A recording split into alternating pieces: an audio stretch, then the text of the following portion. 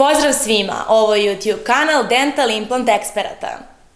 Trećim videom iz serijala Mi ne pričamo prazne priče prikazat ćemo kako mi u našem centru rešavamo nedostatak kosti ispod sinusa gornje vilice kada je debljina kosti samo 1 mm radi ugradnje implantata.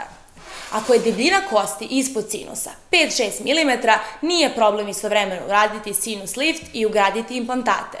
Ali ako je debljina kosti ispod sinusa samo 1 mm, pacijent će najčešće dobiti odgovor da je tu nemoguće ugraditi implante ili u boljem slučaju da se prvo mora uraditi sinus lift, pa kasnije drugom intervencijom ugraditi implantate. Kao što vidite, ova bela linija od samo 1 mm je kost koja deli sinus od usne šupljine.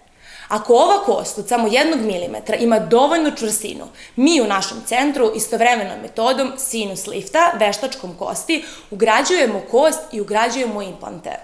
Na ovaj način izbegavamo jedan operativni zahvat više, znatno smanjujemo vreme čekanja na postavljanje definitivnog protetskog rada i sledstveno tome značajno je manja cena celog postupka.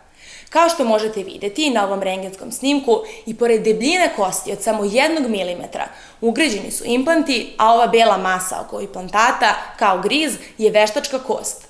Posle 6 meseci, kada su implanti čvrsto integrišu sa veštačkom kosti, postavlja se definitivni metalokeramički ili cirkonski most.